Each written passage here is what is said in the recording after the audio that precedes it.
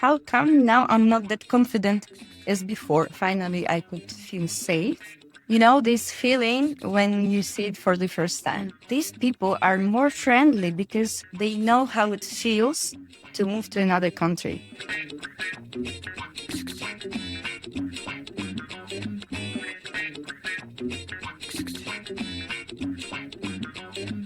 Hey, it's Ksuksu, Prague Expat Stories.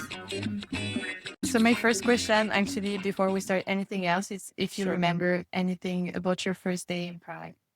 Oh, like I remember it super clear because it was very stressful. This is why I remember it because I moved to Prague because of the war in Ukraine. So I'm like real Ukrainian refugee. And my family and I, we arrived to the railway station. And like all refugees, we went to some place where they were accepting people like us at Vishagat in business center. And we spent the whole day there, like making some documents. And then they were offering to go somewhere for accommodation. But Prague was already overcrowded and they were offering just to go somewhere out of Prague, like 100 kilometers.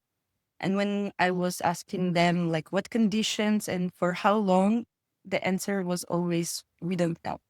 So we were like, is it possible to go somewhere like you even don't know where and how it's going to be?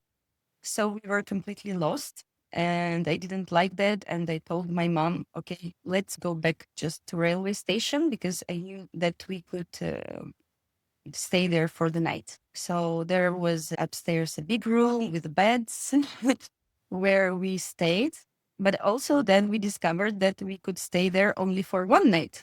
We couldn't stay there for longer. And I was super stressed because I didn't have any plan, like what to do next. And then I just created post on Facebook, like, hey, people help. And people really, really helped because my friends started to repost this post and many, many people started to text me. And then there was 1 million messages that I didn't even have time to reply. But basically it was already second day, which for me felt like still one day because it was still the same problem. So let me do a little introduction of the third episode. So welcome, Ksenia, to the third episode of Ksuksu podcast about Prague expats. Thank you. We just briefly talked before recording what's an expat, because since we started the podcast, I have a few feedbacks about what it is and who defines as an expat. To me, an expat is just someone who's not Czech and who's living in the Czech Republic. So you're an expat, I'm an expat, Yes. you're a salsa teacher, but not only, like you do so many things. Do you mind introducing yourself? My main job is a dance teacher. It's just that in Prague, I promote myself more like salsa teacher, but also I teach other dance styles. Reggaeton. Reggaeton, twerk. Also, by the way, not only teaching, but also go dancing at nightclubs since half year here in Prague, but I used to do it also in Ukraine. So the war started in February 2022. Yeah, and we left a bit later. My first day was, I think, 14th of March. Okay.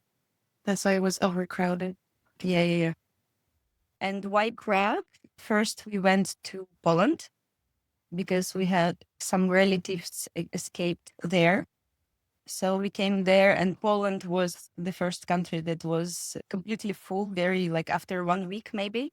So, of course, we couldn't find any accommodation there. And then just my friend texted me. He said, what are you doing in Poland? Come to Prague. So we just decided to check, and this is how it happened. And I'm really happy because my friend was right. He told me that Prague is a big city. Like, he told me for your work, like it's a very good opportunity because he knows I'm a dancer and dance teacher. He's Ukrainian. Yeah, he's Ukrainian, and he told me that I'm definitely fine to work here. So he was right. Was it your first time in Prague? Or Yes, first time in Prague. And it was my second time in Europe. And the first time was long time ago, like maybe in 18 years ago, I spent 3 days in Croatia and 1 day in Budapest. And so basically, I didn't know anything about countries because when people started to run away from Ukraine, most of them, maybe not most, but many knew where they would like to go. I had no idea because I've never been to anywhere. So I didn't know like how it's in Italy or how it's in Spain or France. So people started to text me offering to stay for a while in France, in Switzerland, in Germany, in like England, almost everywhere. But all offers were just to stay for 1 month and then we will see. And for me, it wasn't okay. I wanted to feel more stable about my future. And at the end, one message really saved us. There was a woman who offered to stay in Prague in her apartment. And of course, we agreed. So you've been in Prague now for 3 years. almost 3 years. Yeah. And so basically had to start from zero. You're the first one I meet that arrived with a family. Like my previous guests were coming alone. Was it helpful for you or even more stressful? It's both. Stressful, of course, because of responsibility, right? If I was alone, many things would be much easier, like to find accommodation. So, for example, if I was alone, I could rent just one room. But for family, I need to rent an apartment. And of course, it's more expensive and much more difficult to find. On the other hand, my family, it's my daughter and my mother. So the thing that I have my mother with me, it's helpful because of my daughter, right? So she can stay with her, she helps with her, she helps at home. And basically, I think that now we have our roles like I'm husband who earns money, and she's my wife who takes care of home. And there's so many things to do, like where to start. I know you worked in some restaurants. Yeah, that was a very interesting experience, first time in my life. So, if to talk about what I would do a bit different when I just arrived here, according to my experience, I realized that it's amazing that I'm dance teacher and this dancing community, it's like network around the whole world. And it would be smart to use this network before coming here. I even didn't think about it. Maybe because of the whole situation, I was just bonked in my own city. I was just shocked and I just realized that I don't want my daughter to stay there. So I didn't even think about it. So people really, really helped. Then they started to, like I mentioned before, repost it. So many people started to text me. And this is how I found our apartment. And this is how also I found this job at the restaurant. People who live here who dance in Prague, many of them, they know Jamba. It's also a big person here in Prague, organizer, and he has his restaurant business. So my friends connected me with another friends who connected me to Jamba, and Jamba gave me this work. I don't want to come back to this work, but also was interesting. And if to talk about again something that I would do differently, I wouldn't work in the kitchen because the salary is very small and the work is exhausting. I would go immediately to go dancing work, and I really wanted to do this, but I didn't have my costumes here. Okay. But the thing that after only more than 2 years, I discovered that I don't need my own costumes. So basically, I could start doing this immediately because nightclubs, they provide costumes. So I was waiting for people to send my costumes from Ukraine. After I received them, I was already working in the kitchen and so on, so on, so on. Day to day. But finally, I'm there at clubs again. So what was the timeline? How long did you work in kitchen before? 1 year. I was there during 1 year, yeah. So what were some of the biggest challenges you faced since you arrived? Of course, like to find the apartment was the first biggest challenge. Then challenge every month earn to earn money. Yeah. But honestly, the second biggest thing that helped a lot after people is check government. Yes, because I used to get help from government and it was very, very useful and helpful. And for 2 years, and only from the beginning of this year, I decided not to get it anymore. So I feel a bit more stable and I can allow myself not to ask for it anymore. Okay. Yeah, I don't know how it works and how long you're allowed to have this. We are still allowed, actually. So just every month, you need to create request online. By the way, everything is super comfortable and also like shocked in a good way and surprised how fast everything was created. So everything would be much easier for everybody because at the beginning you had to go to some office, these huge lines from 6 a.m. in the morning. But then after a couple of months, you could do everything online and it's amazing. Just like 10 minutes and everything is done. And then they check all information and then they just send you money to your bank account. Nice. I don't know if you want to talk about your daughter on this podcast, but I guess she had a lot of adapting to do and going to school and everything. Yeah, I don't mind to talk about this. I think it's also can be interesting and helpful. So it's very nice that Czech Republic really helps Ukrainians. And so schools, by the way, were also overcrowded and it was hard to find one, but we did.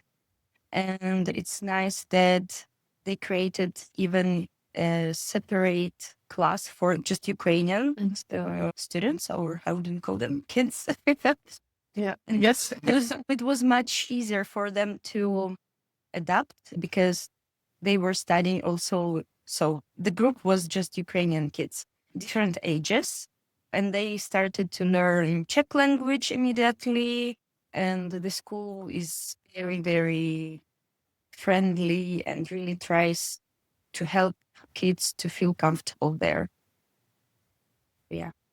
And another question you made me think about is how do you stay positive? Because like you've seen chaos, horror, Dancing. Do you try not to think about it, or do you have your time where you're like, okay, I follow the news or something? Sometimes I think I have these same things naturally when I can just, how to say, not to pay attention, to divide, not to pay attention to this. And then I'm super busy. So I don't even have time to check it all the time because my mom, she does. She just sometimes she tells me something like what is happening right now. Because, honestly, I don't like to feel bad. So on purpose, I don't check these videos and everything. Otherwise, I will be just stuck there and I cannot allow myself. I need to work. I need to earn money. No. And how about your mom and your daughter? Are they following the same path? You said your mom is checking the news, but did she adapt to Czech Republic somehow? Well, she still works for Ukraine. Okay. She is a teacher at university, so she teaches online. She doesn't speak any other language except Russian, Ukrainian, so she doesn't even speak English. She's 70 years old, but I'm super proud of her because she takes care of her body. She still works. Even without language, she can go somewhere. She can solve some questions. She uses Google Maps. Nice. Somehow she can communicate with people with hands with. So I would say more yes than no. Even like she was learning Czech language. We had some courses for Ukrainians for free, also just once a week. For her, I can see it's hard because I think it's easier when you already know some other foreign language. Yeah. So at least if she was speaking English, maybe Czech would be easier, even if it's another group of languages. But she's She's good. And what about your daughter? Is she happy here, you would say? I can see she's happy here. She misses Ukraine. She always says that she wants to come back. But honestly, I can see that she's happier here because the school is good. I didn't like our school in Kharkiv. I didn't really like her class. But here I can see she got finally very good friends, girls from good families. And yeah, I think she's happier here. Cool. Honestly. And do you guys talk about the future together, what it looks like? We talk about a nearest future, let's say for 1 year, like where we would like to travel, like when I talk to my daughter, she does gymnastics. So I talked about this, about her English classes, about school, but we don't really plan anything like more than 1 year after. Makes sense. Yeah.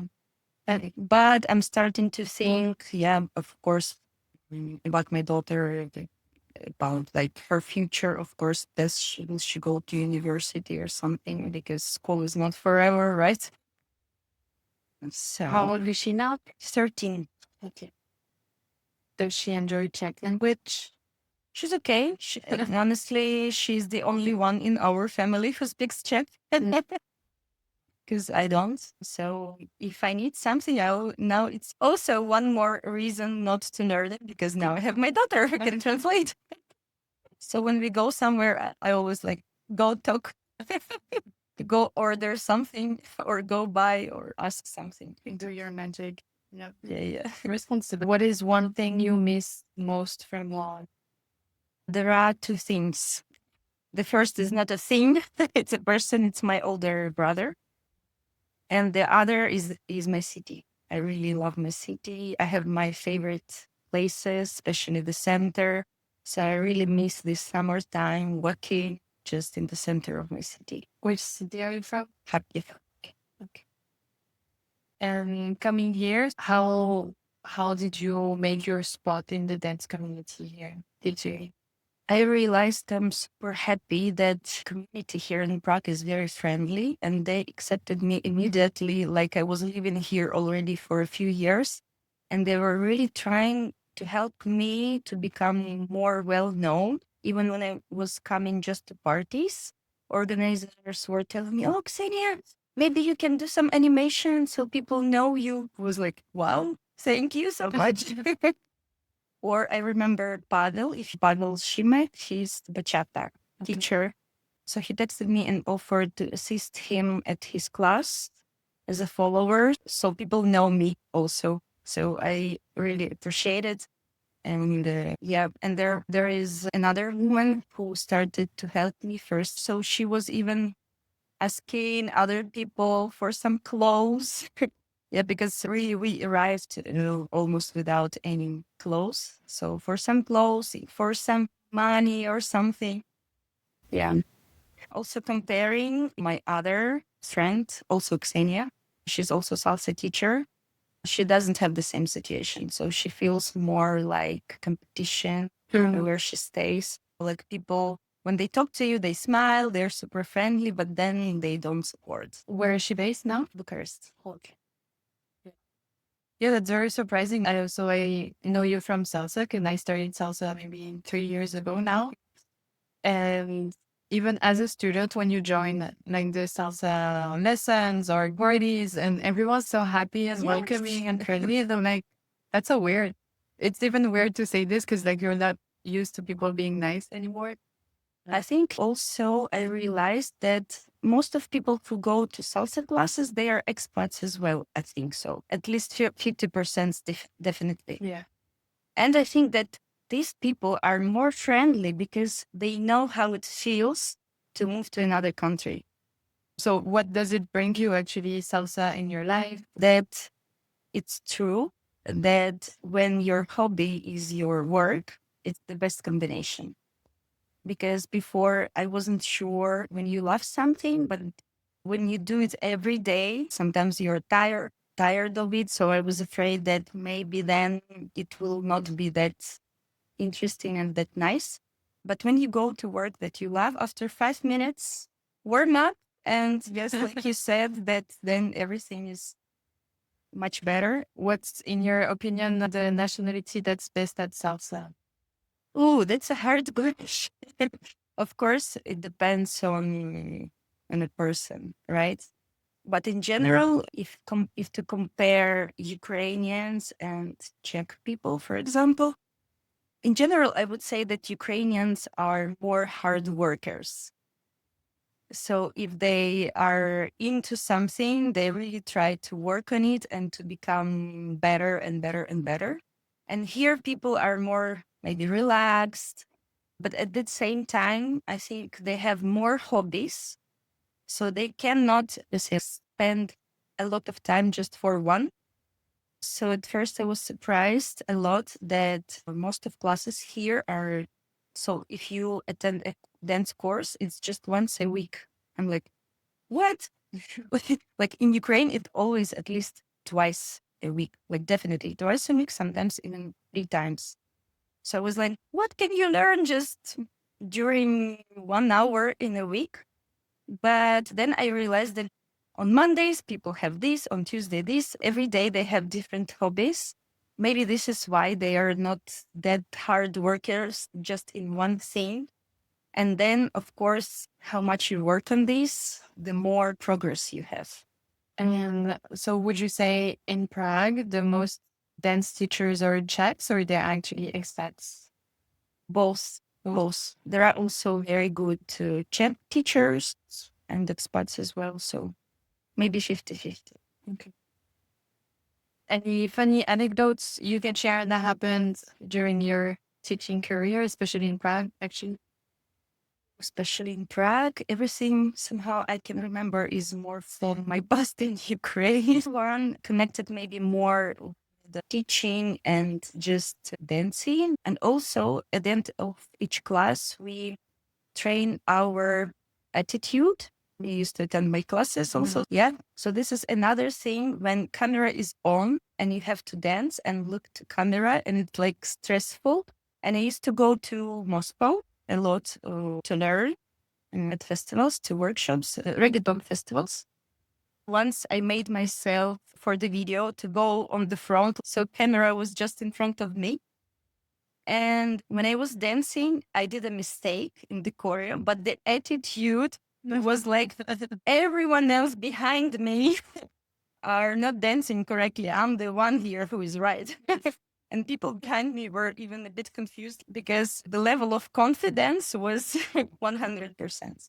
And I think this is the most important when you dance. And this is how it helps us also in our lives.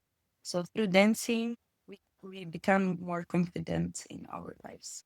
I was gonna ask, yeah, actually, how do you apply this confidence also in like daily life? Like moving to Prague, I guess there was a couple hard situation where you have to be like, Yeah, a lot of situations because also I realized that when you become not confident in one part of your life, it affects all other sides and they don't like it. So I try to be confident because I was lost. Like I'm new here and don't know anything. So of course affects my confidence just in life. And it started to affect my confidence in as a dance teacher. And I was like, what? I have a huge experience. How come now I'm not that confident as before? I don't like it. So now I'm back to my normal state, let's say. nice, good to hear. Yeah, Thank you. it's always nice to attend your classes. Another question I like to ask is if you could relive one day in Prague, which one would it be? Honestly, I think it's the hardest question for me. But at the end, I decided to choose not very first day, but like maybe third or fourth day here in Prague, when finally I found accommodation and I could just breathe out. Finally, I could feel safe, at least for the moment. And it was first time when we went to the city center with my family. You know, this feeling when you're first time in a new beautiful city and you see it for the first time. you never can repeat this impression, right? At the same place. So when we just went to Charles Bridge first time and we saw Bultava, the river, and then the other side of the river, we were just like, and I remember my mom said, like we can take picture of every building here, like every house is beautiful. Yeah, I would say that I would choose this day. And yeah, I can't even imagine how it feels like, because it must feel surreal, like from the chaos you left to living in a quite peaceful city. This feeling is, Yeah, you basically you don't understand what is happening right now at some point, but yeah. Is there anything you would like to change about Czech Republic if you could? Yes, of course. Nothing is perfect for us, right? At least there are two things. And the first one, I'm sure like everyone will agree with me, not only expats, that everything became way too expensive last years. Yeah, I'm sure that everyone would agree that we would be happy if prices would get lower. True, true, true.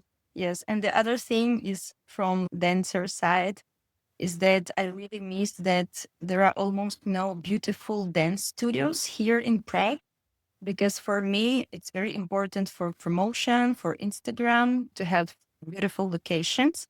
During summer, it's very nice that in the city you can record videos just outside.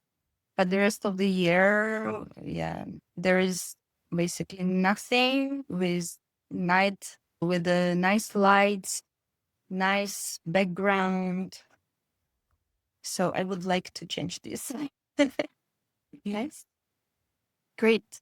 So yeah, I think we talked about a bit of everything. Anything that comes to your mind that you want to talk about that we didn't touch? In general, if to talk about Czech people, I still maybe don't know much about them because people say that they're quite close. They're not very open because those who go to Salsa, people say they are not regular Czech people. They're much more open and they all speak English, most of them. Yes. Because, for example, even in Salsa Volix, I discovered that we have some Czech students who don't speak English, but they still go to classes. So they just catch visually what to do. Yeah. But those who are advanced dancers, they all speak English. And I'm happy that almost everywhere. By the way, I remembered one more thing that I would like to change.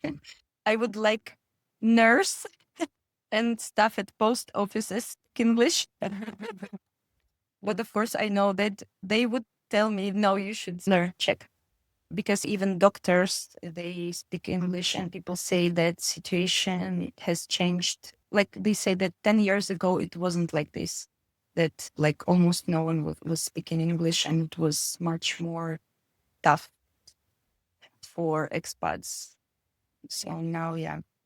I myself, I've arrived in Prague 6 years ago, and I remember also like I arrived and I was living not in the center. I was for some reason living near Polkrans, Budějovica.